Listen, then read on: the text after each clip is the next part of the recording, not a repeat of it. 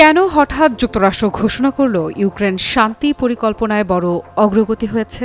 কি এমন ঘটল জেনেভার আলোচনা ঘরে, যেখানে ৪ বছর ধরে চলা যুদ্ধের বোঝা মাথায় নিয়ে এক টেবিলে বসেছিলেন ইউক্রেন, ইউরোপীয় কর্মকর্তা আর মার্কিন প্রতিনিধিরা? এবং সবচেয়ে বড় প্রশ্ন, এই অগ্রগতি কি সত্যি শান্তির পথ খুলে দিচ্ছে, নাকি শুধু কূটনীতির পালাবদলের আরেকটা অধ্যায়? জেনেভা, যেখানে কূটনৈতিক ঘড়ির কাঁটা সবসময়ই একটু অন্যভাবে চলে, সেখান থেকেই খবর ভেসে এলো যে ওয়াশিংটন এখন দৃঢ়ভাবে বলছে ইউক্রেন এবং রাশিয়া যুদ্ধের অসাধারণ অগ্রগতি হয়েছে। মার্কিন পররাষ্ট্রমন্ত্রী মার্কো রুবিও, যিনি এতদিন শান্তি পরিকল্পনা নিয়ে তুলনামূলকভাবে সংযত ছিলেন, এবার সাংবাদিকদের সামনে দাঁড়িয়ে বললেন তারা সত্যিই অনেক দূরে গিয়েছে এবং খুব অল্প সময়ের মধ্যেই আরও সামনে আগানোর আশা করা যায়। এমন মন্তব্য সাধারণত খুব একটা শোনা যায় না। রুবিও সরাসরি বিস্তারিত না বললেও একটা বিষয় পরিষ্কার করে দিলেন, ট্রাম্পের ২৮ দফার বিতর্কিত শান্তি পরিকল্পনার বহু জটিল দিকেই মতপার্থক্য কমে এসেছে।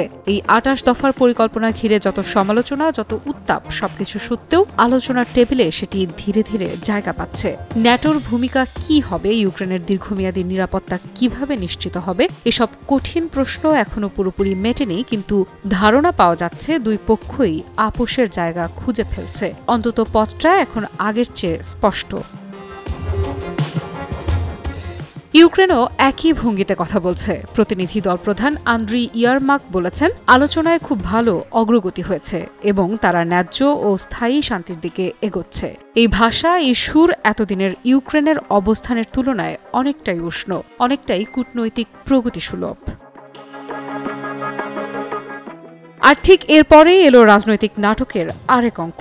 ট্রাম্প অভিযোগ করলেন ইউক্রেন নাকি মার্কিন প্রচেষ্টার প্রতি কোনো কৃতজ্ঞতা দেখাচ্ছে না। তার অভিযোগ তীক্ষ্ণ, সরাসরি এবং রাজনৈতিকভাবে সংবেদনশীল। আর সেই অভিযোগের কয়েক ঘণ্টার মধ্যেই ইউক্রেনীয় কর্মকর্তারা সারিবদ্ধভাবে যুক্তরাষ্ট্রকে ধন্যবাদ জানাতে শুরু করলেন।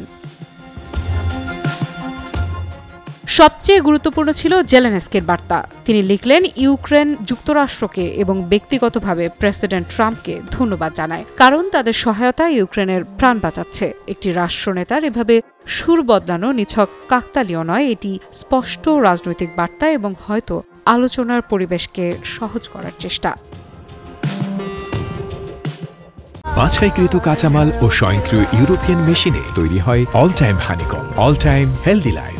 এখন প্রশ্ন, এই বড় অগ্রগতি আসলে কোন দিকে নিয়ে যাবে পরিস্থিতিকে? এটি কি দীর্ঘদিন ধরে তাপে জ্বলা যুদ্ধকে সত্যি শেষের পথে ঠেলে দিচ্ছে, নাকি এটি নতুন এক কূটনৈতিক চাপ যেখানে প্রতিটি পক্ষ নিজের অবস্থান দৃঢ় করতে চাইছে?